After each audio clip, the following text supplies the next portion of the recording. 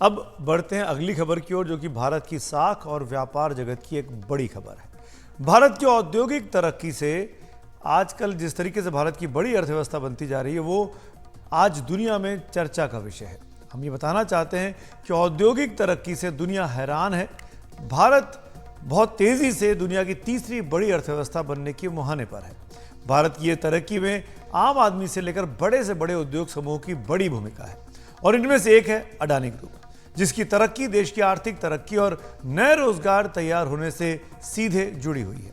लेकिन बीते कुछ समय में ऐसी कई रिपोर्ट्स सामने आई हैं जिसने अडानी ग्रुप को लेकर तमाम बातों को फैलाया गया है, उसको डिस्ट्रीब्यूट करने की कोशिश की गई है। इनमें से एक थी हिडनबर्ग रिपोर्ट को, जो कि भारत का सुप्रीम कोर्ट भी इसको खारिज कर चुका है।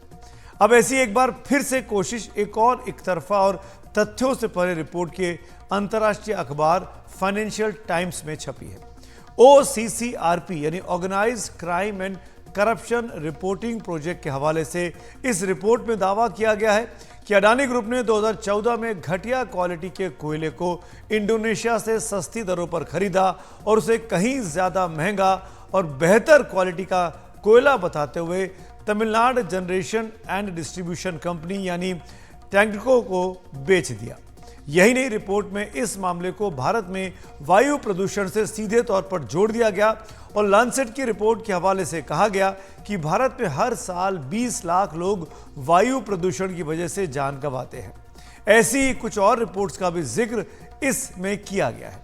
लेकिन ये रिपोर्ट कितनी सतही है, यह आज बाजार के रुख ने यानी सेंसेक्स के रुख ने साफ कर दिया, जब फाइनेंशियल टाइम्स का OCCRP और सोरोस की साजिश मार्केट में आज मुंह के बल गिर गई। इस रिपोर्ट के बावजूद आज यानी 23 मई को अडानी एंटरप्राइजेस का शेयर 8.01% और चढ़ गया। इसके अलावा अडानी एंटरप्राइज को BSE 30 में शामिल करने के आसार भी अब दिख रहे हैं। शुक्रवार को BSE इसका ऐलान कर सकता है। BSE यानी बॉम्बे स्टॉक एक्सचेंज।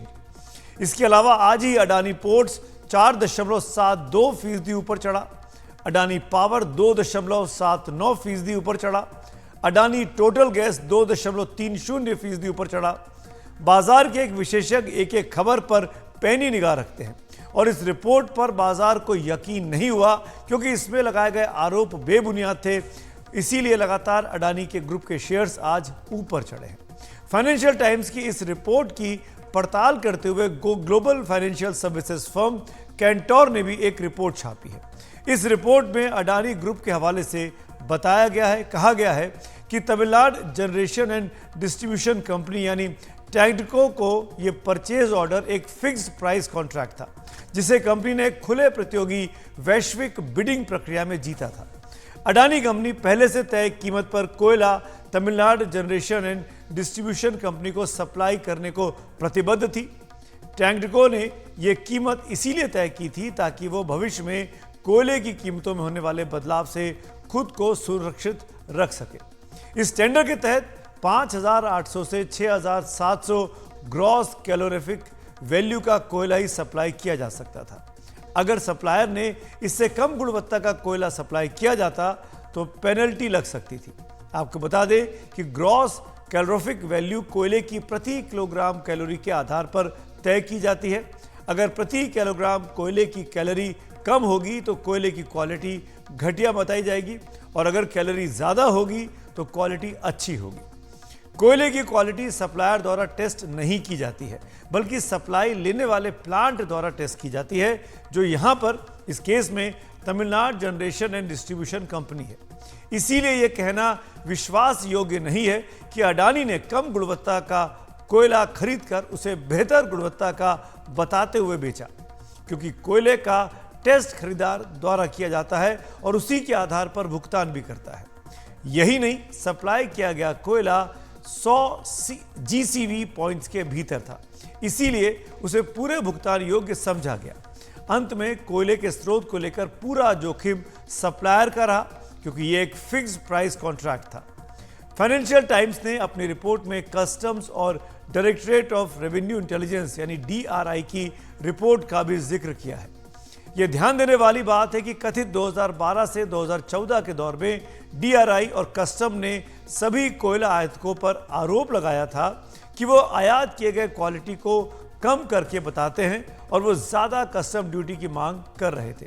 इसीलिए इस रिपोर्ट में जो बात कही गई है वो डीआरआई और कस्टम की तब की बात के बिल्कुल उलट दिखाई देती है। अडानी ग्रुप ने कहा कि हमारा मानना है कि बाजार को भी इस रिपोर्ट पर यकीन नहीं है, क्योंकि बाजार भी मान रहा है कि इस स्टोरी में कोई दम नहीं है। और आप खुद देख लीजिए शेयर बाजार क्या कह रहा है। आज ही अडानी एंटरप्राइज का शेयर 8.01% चढ़ा है। यही नहीं, आपको यह भी बता दें कि इस तरह की मोटिवेटेड रिपोर्ट्स किस तरह से मीडिया के एक वर्ग में हाथों हाथ ली जाती हैं। यह भी गौर कीजिएगा कि रिपोर्ट मार्केट शुरू होने के साथ ही छपती है और मिनटों में आगे बढ़ा दी जाती है। यह ग्राफिक्स आपको यही दिखाने की कोशिश है कि 12 अक्टूबर 2023 को जैसे ही फाइनेंशियल टाइम्स का लेख छपा, देश विदेश के कई पत्रकारों ने इसे तुरंत रीट्वीट कर आगे बढ़ाना शुरू कर दिया। आप देख सकते हैं कैसे यह सिलसिला आगे बढ़ता गया।